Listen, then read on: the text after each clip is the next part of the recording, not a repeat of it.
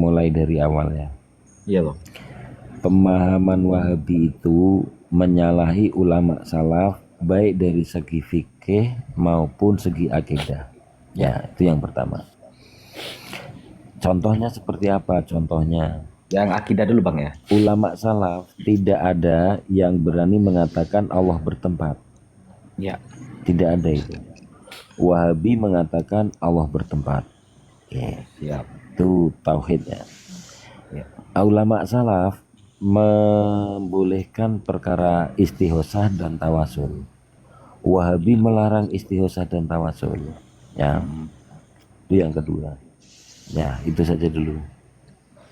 Ya. Tuan Surya. Tuan Surya, celah boleh? Yes, sir. Monggo. Salaf, para salaf dia punya istihad dia maksudnya Allah tak bertempat lah. Jadi yang mana salafi hari ni dia ikut ulama mana yang first sekali, yang paling Mereka mula. mengikut Fir'aun, bukan ulama. Yalah, maksudnya dia tak claim lah dia orang ikut Quran. Saya nak tahu dia punya ulama dia. Gini aja. Gini Ini kalau kan. Sebentar. Nah, kalau dikatakan mengikut Fir'aun kan nggak nyambung ya, jauh saja. Didekatkan saja. Mereka itu mengikuti kitab-kitab yang ditulis oleh Muhammad bin Abdul Wahab, di mana beliau menukil dari Ibnu Taimiyah, gitu ya. Lah Ibnu Taimiyah itu menukil dari siapa itu kita tak tahu, gitu ya Kang Irfan ya. Dari filsuf. Oh, faham. So dia punya asas dia dari Ibnu Taimiyah lah. Oh, okay. Jadi pemahaman kalau saya tangkap tadi dari abangnya, penjelasan abangnya, artinya mereka orang-orang Wahabi ini berfaham kalau Allah itu bertempat begitu, satu itu bang ya. Terkait masalah akidah begitu. Kalau masalah yang lain bang, artinya akidah itu kan pondasi bang ya, tauhid kan.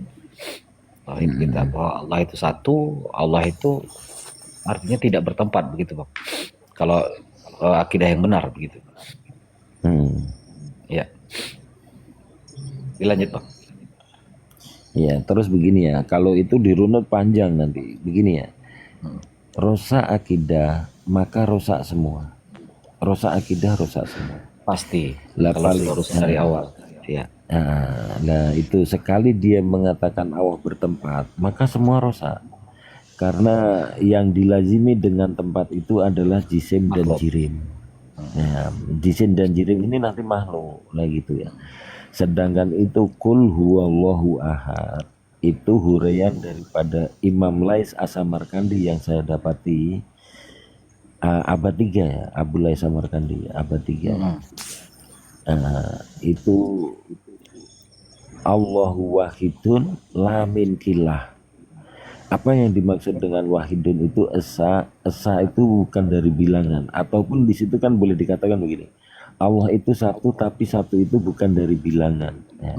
Kalau bukan dari bilangan itu dimaksud esa. Lah esa ini kalau ditarik lagi di kitab-kitab tauhid, esa ini tidak terdiri dari susunan-susunan tarkib atau jirim-jirim atau jisim-jisim atau johar-johar atau arod.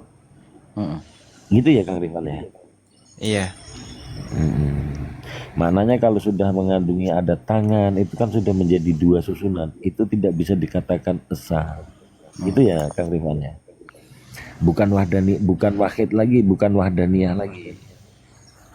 Ini salaf, ini pegangan salaf. Lah menurut Wahabi Allah itu ada tangan. Lah itu sudah tidak esa itu.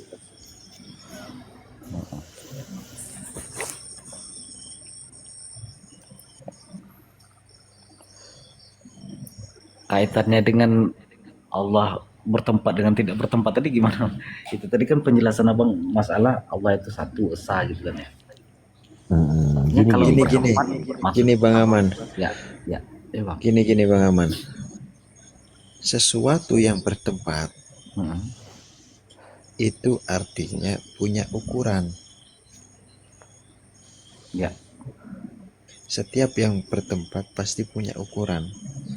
Baik ukurannya itu kecil, sedang ataupun besar. Ya, Ya, sampai sini bisa dipaham ya. ya, Setiap yang berukuran itu namanya benda. ya. Setiap yang berukuran itu namanya benda. Jelas ya? Oke, siap bang. Dan yang namanya benda itu ada dua macam. Mm-mm. Ada benda yang bisa dipegang oleh tangan, ada benda yang tidak bisa dipegang oleh tangan. Iya, Contoh, angin lah yang ya. namanya kegelapan. Heeh. Kegelapan ini benda apa bukan? Iya, dibilang benda, dia sifat ya. Gimana ya? Kegelapan, benda apa bukan? Nggak tahu sih bang. Kaidahnya gini, biar jangan bingung. Mm-mm. Setiap yang punya ukuran itu pasti benda. Mm-mm. Oh ya benda kalau gitu. Kan dia punya ukuran. Nah, Hanya coba nih sebatas saya malam contohkan ya. Ini penjelasan yang saja. Iya, di ujung sana, Bang. iya Di bang. ujung sana nampak ya, di ujung sana itu Gelap. gelap, gelap. Di sini apa? Terang. Terang. Iya. Kenapa gelap itu tidak sampai sini dan terang ini tidak sampai sana? Ya Iya. karena masing-masing punya ukuran. Mm-mm. Mm-mm. Ukurannya hanya di sana, ini ukurannya juga hanya di sini. Ya, siap. Nah, contoh yang lain. Antara sinarnya lilin dengan sinarnya matahari itu sama besar apa beda? Beda lah bang. Beda. Iya. Sinar matahari punya ukuran, sinar lilin juga punya ukuran. Lah, ya bang. Sama-sama punya ukuran, maka keduanya adalah benda.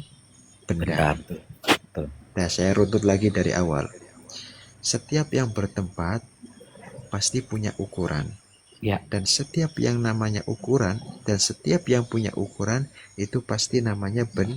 Benda. Ya. Siap. Nah, setiap benda itu bisa dibagi-bagi, Mm-mm. bisa dibagi-bagi. Yang Ya. namanya benda itu bisa dibagi, bisa menjadi 2, bisa menjadi 3, bisa menjadi 4 dan seterusnya.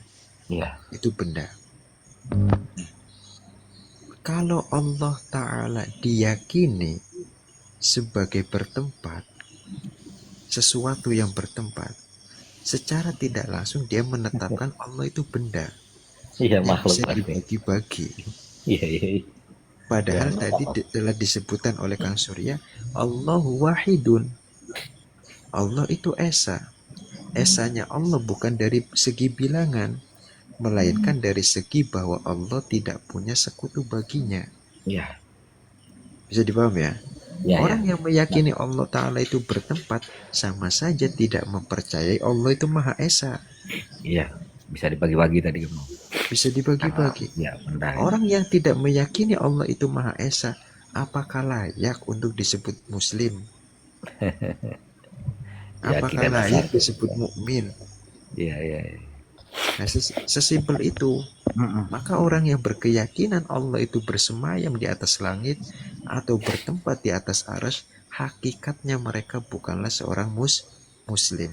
Mm-mm. Imam Ali, sahabat Ali karramallahu wajhah, beliau pernah mengatakan gini, man za'ama anna ilahana mahdudun faqad jahilal khaliqal ma'bud.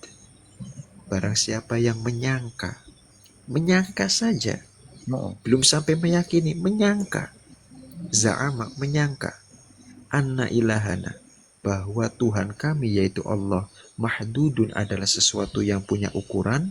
Mm-mm. Orang yang menyangka Allah punya ukuran, apa kata beliau?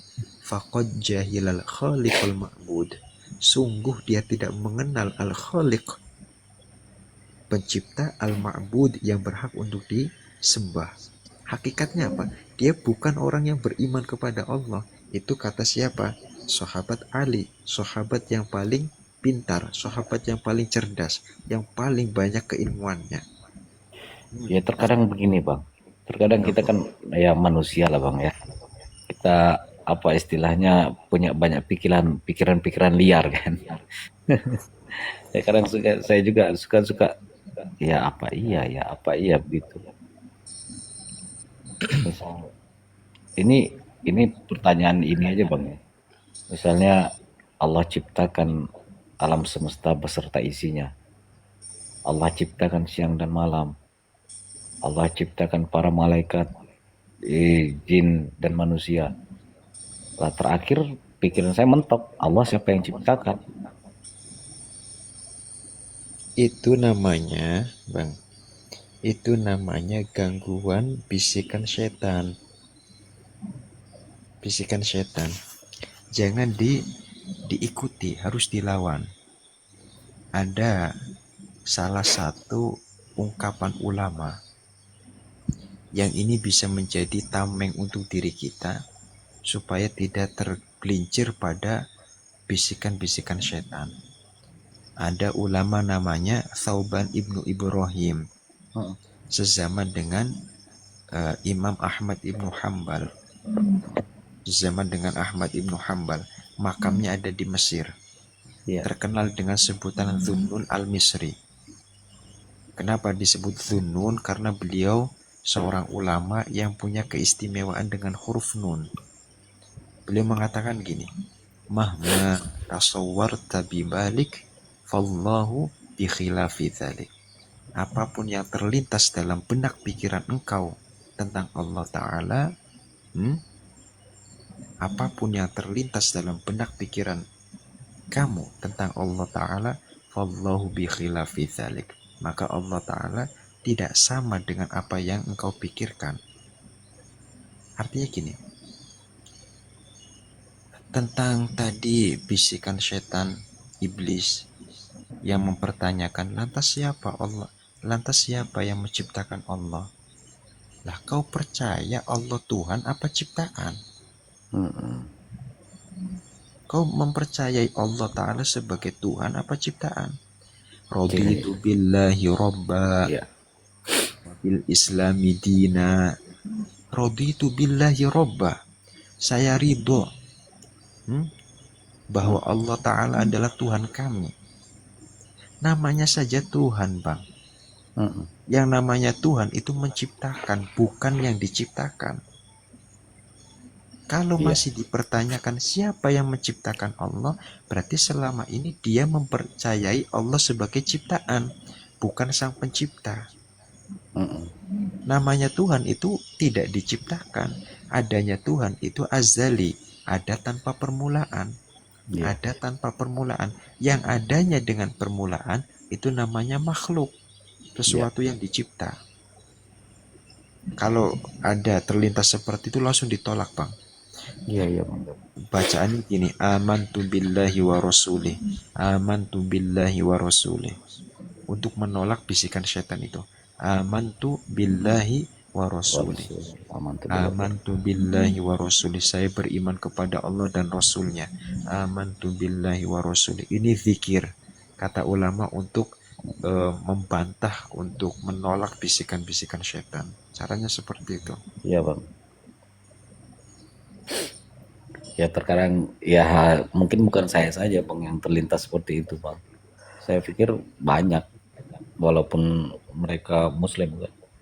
Itu siapa yang ciptakan? Benar. Ya, saya meyakini dan mempercayai bahwa alam semesta gelap, malam dan siang Allah yang ciptakan. Ya mentoknya di situ. Siapa lagi? Tidak ada lagi kan. Bahwa Allah itu maha pencipta, sudah tidak ada lagi. Coba gini kan, ini saya menarik ke depan ya. Seakan-akan kan kalau kita menghukumi Wahabi itu kan kedengarannya kan seakan-akan macam keras gitu ya. Padahal gini ya, di fikih itu ada jahil makdur, ada jahil ghairu makdur. Jahil yang diudurkan dengan jahil yang tidak udur. Ya, siapa jahil udur itu? Jahil udur itu ya orang yang tidak pernah mendengar ceramah ulama. Kan gitu ya. Ya, Lah jahil yang tidak diudurkan itu siapa? Jahil yang tidak diudurkan itu ya seperti Wahabi. Mereka pergi ke komal-komal kita, berdebat hari-hari, kita bagi dalil, tapi dia masih ngotot. Nah, ini bodoh-bodoh yang tidak ada ampun ini. Ini bodoh-bodoh yang tidak ada ampun ini.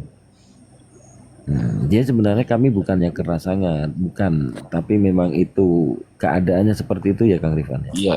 Ya, Jadi untuk betul-betul kita melihat ciri sebagai Wahabi itu kan artinya ketika kita membahas tentang keberadaan Allah tadi, nah itu baru kita ketahui. Kalau yang lain-lain bang, apa bang cirinya? Sama, lain-lain kan saya sudah sebut tadi ya. Fikih mereka itu bertolak belakang dengan ulama salaf. Fikih mereka itu bertolak belakang dengan ulama salaf. Contoh ya, ulama salaf itu kan ada 4 madhab yang kita pegang ya. Imam Syafi'i kunut, Imam Hambal tidak kunut. Mereka tidak berolok-olok. Lah datang Wahabi malah mengolok-ngolok. Lah ini ikut siapa coba? Wahabi ikut siapa coba? Enggak tahu bang. Lah, padahal perbedaan itu sudah ada dari dulu. Ikut Kan Fir'aun. gitu ya. Terkadang itu begini juga bang. Apakah orang-orang terdahulu para sahabat dulu ini aja bang ya. Ini pemikiran liar aja ini bang. Apakah para sahabat dahulu itu memiliki mazhab begitu fikih atau gimana bang? Kalau sahabat kan itu udah satu zaman dengan Rasulullah, jadi nggak perlu bermazhab. Ketemu langsung, lihat langsung. Gini loh, dari kalangan sahabat banyak mereka itu mujtahid. Nah kalau mujtahid kenapa harus taklid? Mujtahid kok malah taklid? Ya namanya mujtahid ya dengan dalilnya sendiri lah. Seperti yang sudah bertemu sama Kang Rifai, yang belum ketemu ya harus taklid sama yang udah ketemu dong.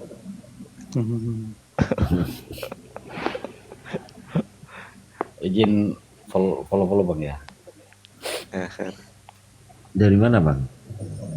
Dari Sumatera saya bang. Sumatera mana itu? Palembang bang. Terus Selatan. Masya Allah. Sebetulnya Salam yang kenal. mengaku dari ahli sunnah wal jamaah pun kebanyakan mungkin ya soal mazhab Imam Asy'ari dan Maturidi itu jarang yang tahu. Makanya Kalau ketika saya ini ya namanya orang awam ya ikut-ikut aja lah. Ya nanti makanya tadi yang saya mau tanya tadi itu cirinya apa aja tuh jika paham mereka kita ketahui seperti apa biar nggak ikut-ikutan juga. Mana ya? Coba gini, Tentang saya saya. tambahkan dikit ya. Gini ya, semua firqah, semua golongan itu mereka akan mengaku ahlu sunnah wal jamaah. Coba Jadi- Bang Aman keluar dulu, nanti masuk lagi. Pertama kali masuk nanti ada tulisan itu, tanda-tanda Wahabi. Oke, siapa?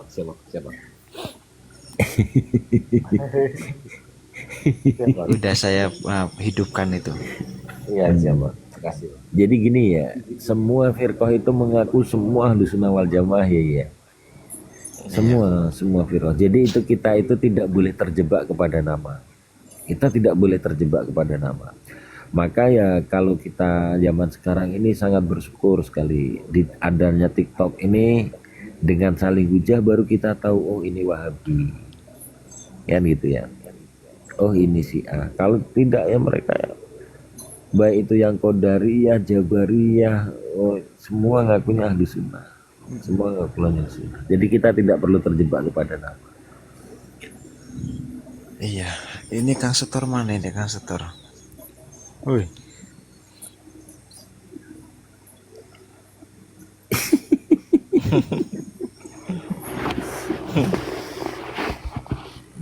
Jawab dakwah Salafi. Profesor. Naik lagi Pak Aman.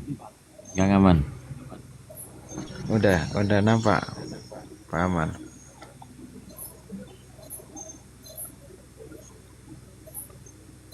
Itu udah minta Kang Surya. Sebentar. Saya tadi buat apa ya kok bisa nggak nampak komen saya? Aduh, nggak nampak orang, nggak bisa naikkan orang kan saya. Udah. Oh, udah.